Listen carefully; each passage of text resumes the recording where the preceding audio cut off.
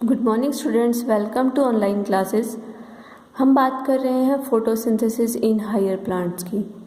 तो इस चैप्टर में हमने फोटोसिंथेसिस की प्रोसेस किस तरह से होती है, कौन कौन से फेजेस उसमें शामिल हैं और कौन कौन सी साइकिल्स को परफॉर्म करके फोटोसिंथेसिस को कंप्लीट किया जाता है, उसके बारे में हमने पढ़ा।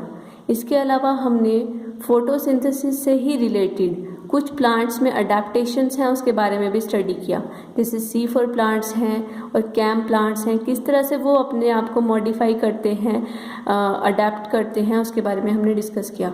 आज हम बात करेंगे इस चैप्टर के लास्ट टॉपिक की, which is factors influencing photosynthesis, कि कौन कौन से वो वेरियस फैक्टर्स हैं जो कि फोटोसिंथेसिस को इन्फ्लुएंस करते हैं। लेकिन उससे पहले हम बात करते हैं एक टॉपिक की जिसका नाम है कार्डिनल पॉइंट्स। तो जो कार्डिनल पॉइंट्स हैं वो बेसिकली क्या हैं?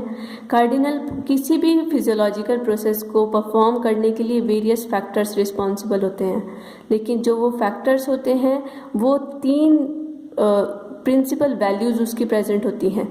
तो वो 3 प्रिंसिपल वैल्यूज़ क्या हैं, उसके वेरियस पॉइंट्स हैं जिन्हें हम कार्डिनल पॉइंट्स बोलते हैं।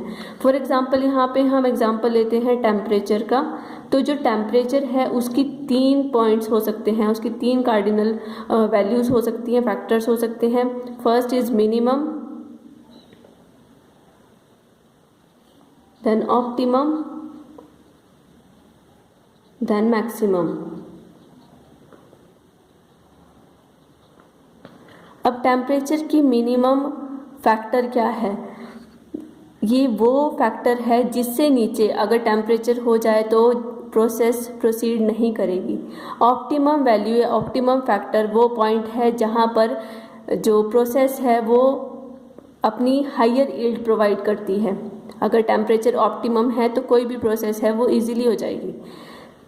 फिर मैक्सिमम फैक्टर वो है जहाँ जिससे बियॉन्ड कोई भी जो प्रोसेस है वो स्टॉप हो जाएगी। तो 3 मेन पॉइंट्स होते हैं जो कार्डिनल पॉइंट्स होते हैं किसी भी पर्टिकुलर फैक्टर के। इसके बाद हम बात करते हैं फैक्टर्स की, कि वो कौन कौन से फैक्टर्स हैं जो कि फोटोसिंथेसिस को इन्फ्लुएंस करते हैं। लेकिन इससे पहले एक लॉ आता है, ब्लैकमैन्स लॉ ऑफ लिमिटिंग फैक्टर। इसके बारे में हम पहले भी बात कर चुके हैं, ब्लैकमैन्स लॉ ऑफ लिमिटिंग फैक्टर। अब लिमिटिंग फैक्टर की यहाँ बात करता है कि कोई भी प्रोसेस है जब वो चलती है तो उसका रेट ऑफ प्रोसेस को कौन डिटरमाइन करता है? जो उस प्रोसेस में सबसे लिमिटिंग या लीस्ट टाइप का फैक्टर होगा वही उस प्रोसेस के रेट को डिफाइन करता है। फॉर एग्जाम्पल हम यहाँ पर बात करते हैं फोटोसिंथेसिस की। तो हमें पता है फोटोसिंथेसिस के लिए हमें क्या चाहिए? कार्बन डाइऑक्साइड चाहिए, वाटर चाहिए, ठीक है, क्लोरोफिल चाहिए और सनलाइट चाहिए, ठीक है। अगर हमें पता है कि जो CO2 है, ये सिर्फ एग्जाम्पल के तौर पे आपको समझाने के लिए मैं बात कर रही हूँ कि अगर हम उसकी 10 वैल्यू लेते हैं, ठीक है, यहाँ पर वाटर है उसकी हमने 2 वैल्यू ले ली, क्लोरोफिल है वो फुल है, ठीक है, 10 ले लिया और ये भी 10 ले लिया, ठीक है। तो जब ये प्रोसेस चल रही होगी, अब इस प्रोसेस को चलने के लिए चारों चीज़ों की ज़रूरत है, लेकिन ये प्रोसेस कब स्टॉप हो जाएगी? जब वहाँ से जो वाटर है इसकी क्वांटिटी ख़त्म हो जाएगी, ठीक है। तो ये प्रोसेस वहीं पे स्टॉप हो जाएगी। तो इस प्रोसेस के रेट को किसने डिटरमाइन किया? जो यहाँ पर सबसे कम अमाउंट में प्रेजेंट था। तो यही बात करते हैं ब्लैकमैन, और उसी के बेस पर उन्होंने लॉ ऑफ लिमिटिंग फैक्टर दिया था। इसके अलावा बहुत सारे एक्सटर्नल और इंटरनल फैक्टर्स होते हैं जो कि डिटरमाइन करते हैं रेट ऑफ फोटोसिंथेसिस को। एक्सटर्नल फैक्टर्स हैं और बहुत सारे इंटरनल फैक्टर्स हैं।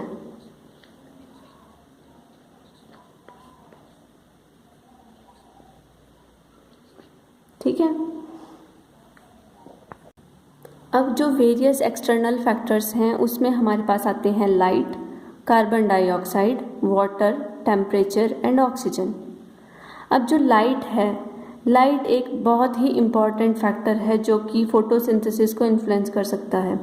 तो 3 तरह से लाइट अफेक्ट कर सकती है। एक तो लाइट की इंटेंसिटी, लाइट की क्वालिटी, लाइट की ड्यूरेशन। अगर हम लाइट की इंटेंसिटी की बात करें तो लाइट इंटेंसिटी के बेसिस पे हमारे पास प्लांट्स को हम कैटेगराइज भी कर सकते हैं। कुछ एक प्लांट्स ऐसे होते हैं जो शेडी एरिया में ज़्यादा ग्रो कर सकते हैं, और कुछ एक प्लांट्स ऐसे हैं जो कि सन लविंग होते हैं। तो उसके बेसिस पे भी प्लांट्स अपने आप को अडेप्ट करते हैं। लेकिन लाइट की इंटेंसिटी बहुत ही ज़्यादा इन्फ्लुएंस करती है कि एक पर्टिकुलर लाइट इंटेंसिटी ही प्लांट्स के अंदर फोटोसिंथेसिस के रेट को एनहांस कर सकती है। तो अगर हम बात करें कि कुछ एक प्लांट्स होते हैं जो कि शेड लविंग होते हैं, उन्हें बोलते हैं स्कियोफाइट्स, और कुछ एक प्लांट्स होते हैं जो सन लविंग होते हैं, लाइट लविंग होते हैं, बोलते हैं हीलियोफाइट्स, जो कि सन में ग्रो करते हैं और ज़्यादातर।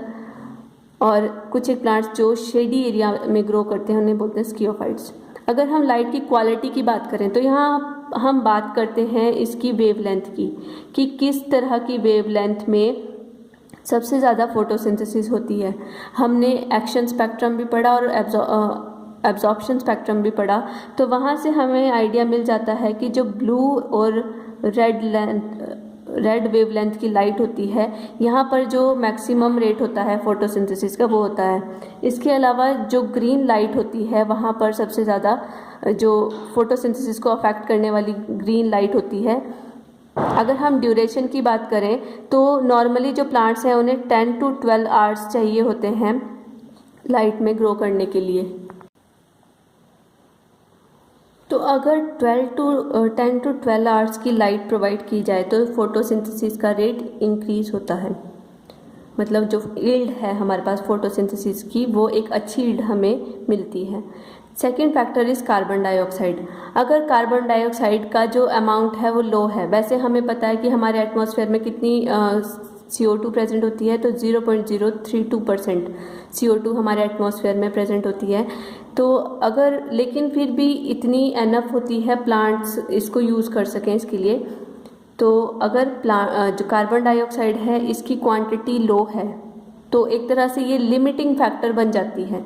लेकिन अगर CO2 ऑप्टिमम है तो ऑप्टिमम के केस में फोटोसिंथेसिस का रेट हाई होगा। लेकिन अगर एक वैल्यू से बियॉन्ड ये चली जाती है, हाई हो जाता है कार्बन डाइऑक्साइड की कंसंट्रेशन, तो उस केस में ये प्लांट्स के लिए टॉक्सिक बन जाती है। ठीक है, फिर नेक्स्ट है हमारे पास दूसरा फैक्टर है जो अफेक्ट करता है फोटोसिंथेसिस को, वो है वाटर। अब वाटर है फोटोसिंथेसिस, हमें पता है फोटोसिंथेसिस के लिए हमें वाटर चाहिए, क्योंकि हमने पढ़ा है कि नॉन साइक्लिक फोटोफॉस्फोराइलेशन की जब प्रोसेस होती है तो वहाँ पर फोटोलिसिस ऑफ वाटर होता है, जहाँ से ऑक्सीजन रिलीज होती है और जो कि एक बाय प्रोडक्ट है, और वहाँ से प्रोटॉन्स और इलेक्ट्रॉन्स रिलीज होते हैं जो कि उस प्रोसेस में पार्टिसिपेट करते हैं। तो वाटर एक बहुत ही इम्पॉर्टेंट फैक्टर है। तो अगर वाटर नहीं होगा तो फोटोसिंथेसिस का जो रेट है वो अफेक्ट होगा। Next factor is temperature. हमें पता है कि हमारी बॉडी के भी वेरियस जो एंजाइम्स होते हैं पर्टिकुलर टेम्परेचर पर ही काम करते हैं। इसी तरह से इस जो फोटोसिंथेसिस की पूरी साइकिल है उसमें हमने वेरियस एंजाइम्स के बारे में पढ़ा। तो एंजाइम्स पर्टिकुलर टेम्परेचर पर, ऑप्टिमम टेम्परेचर पर ही अपनी मैक्सिमम एफिशिएंसी शो करते हैं। तो अगर हाई टेम्परेचर होगा तब भी फोटोसिंथेसिस अफेक्ट होगी, अगर टेम्परेचर बहुत ज़्यादा लो होगा उस टाइम पे भी फोटोसिंथेसिस अफेक्ट होगी। एक ऐसा भी होता है कि अगर एटमॉस्फेयर का टेम्परेचर ज़्यादा होगा तो उस केस में क्या होगा, मैक्सिमम ट्रांसपिरेशन होगी। ठीक है, ट्रांसपिरेशन होगी तो उसकी वजह से जो प्लांट है वो स्ट्रेस में आ जाएगा। तो प्लांट स्ट्रेस में आएगा तो उस केस में एब्सिसिक एसिड एक्यूमुलेट होता है प्लांट्स के अंदर, जो कि स्टोमेटा को क्लोज कर देता है, जिसकी वजह से ट्रांसपिरेशन नहीं होती। ठीक है, लेकिन स्टोमेटा क्लोज कर देगा ट्रांसपिरेशन को अवॉइड करने के लिए, लेकिन उसका इफेक्ट क्या होगा, वहाँ पर एक्सचेंज ऑफ गैस नहीं होगा, CO2 अंदर नहीं आ सकेगी और फोटोसिंथेसिस वहीं रुक जाएगी। तो इस तरह से जो टेम्परेचर है वो अफेक्ट करता है फोटोसिंथेसिस को। हमारा जो नेक्स्ट फैक्टर है इट इज़ ऑक्सीजन। अब जो ऑक्सीजन है, अब आपको पता है कि ऑक्सीजन किस में पार्टिसिपेट करती है, रेस्पिरेशन में पार्टिसिपेट करती है, लेकिन फोटोसिंथेसिस में तो ये बाय प्रोडक्ट का काम करती है। लेकिन अगर हमें ऑक्सीजन की कंसंट्रेशन ज़्यादा मिल जाए, अगर हाई कंसंट्रेशन हो ऑक्सीजन की, उस केस में हमने एक प्रोसेस पढ़ी थी फोटो रेस्पिरेशन। तो फोटो रेस्पिरेशन हो जाएगा। फोटो रेस्पिरेशन के लिए दो चीज़ें चाहिए, एक तो हाई टेम्परेचर, दूसरा हाई कंसंट्रेशन ऑफ ऑक्सीजन। तो अगर हमारे पास ऑक्सीजन की कंसंट्रेशन हाई होगी तो उस केस में जो प्लांट्स हैं वो फोटो रेस्पिरेशन परफॉर्म करेंगे और उस इफेक्ट को हम बोलते हैं वारबर्ग इफेक्ट। और ऐसा कब होता है? जब ऑक्सीजन की कंसंट्रेशन हाई होती है। तो फोटो रेस्पिरेशन होगी जिसकी वजह से जो प्लांट्स के अंदर फिक्स्ड कार्बन है वो CO2 की फॉर्म में रिलीज हो जाएगी without release of any kind of energy. ठीक है, वहाँ पर एनर्जी प्रोड्यूस नहीं होती, सिर्फ CO2 वहाँ से रिलीज हो जाएगी। तो ये हैं एक्सटर्नल फैक्टर्स जो कि अफेक्ट करते हैं फोटोसिंथेसिस को। इसके अलावा कुछ एक इंटरनल फैक्टर्स भी होते हैं जो कि फोटोसिंथेसिस को अफेक्ट करते हैं। एक्सटर्नल फैक्टर्स की हम बात कर चुके हैं कि लाइट इन्फ्लुएंस करती है फोटोसिंथेसिस को, कार्बन डाइऑक्साइड इन्फ्लुएंस करती है, वाटर इन्फ्लुएंस करता है, टेम्परेचर इन्फ्लुएंस करता है और ऑक्सीजन इन्फ्लुएंस करती है। ये तो एक्सटर्नल फैक्टर्स हैं।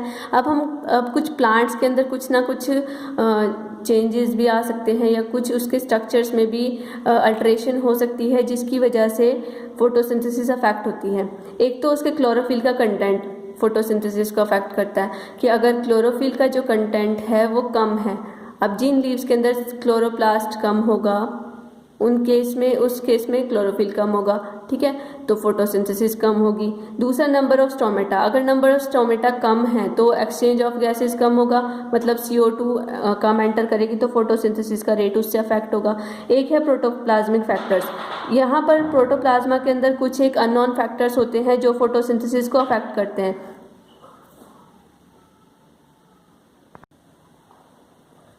तो बहुत सारे प्रोटोप्लाज्मिक फैक्टर्स हो सकते हैं लेकिन ये अननोन फैक्टर्स हैं, मतलब इनका अभी पता नहीं चला है कि कौन कौन से प्रोटोप्लाज्मिक फैक्टर्स हैं जो कि फोटोसिंथेसिस को अफेक्ट करते हैं। इसके अलावा एक और बात है कि जो प्लांट्स हैं, प्लांट्स के अंदर जो फूड बनता है वो ग्लूकोज की फॉर्म में बनता है। ठीक है, अगर उसकी ट्रांसलोकेशन करनी है, एक पार्ट से दूसरे पार्ट में उसको ट्रांसफ़र करना है, तो ट्रांसलोकेशन के लिए जो ग्लूकोज है उसको चेंज किया जाता है सुक्रोज में। तो सुक्रोज एक स्टेबल कंपाउंड है जिसको ट्रांसपोर्टेशन में या ट्रांसलोकेशन की फॉर्म में यूज़ किया जाता है। अगर प्लांट्स के अंदर फूड को स्टोर करना है तो स्टोर किया जाता है स्टार्च की फॉर्म में। ठीक है, ये तीनों चीज़ें आपको याद रखनी बहुत इंपॉर्टेंट है कि ग्लूकोज की फॉर्म में फूड बनता है, सुक्रोज की फॉर्म में ट्रांसलोकेट होता है और स्टार्च की फॉर्म में स्टोर होता है। तो ये हमारा इस चैप्टर का लास्ट टॉपिक था। इसके बाद हम नेक्स्ट वीडियो में स्टार्ट करेंगे, वो हम नेक्स्ट चैप्टर करेंगे रेस्पिरेशन। Thank you class.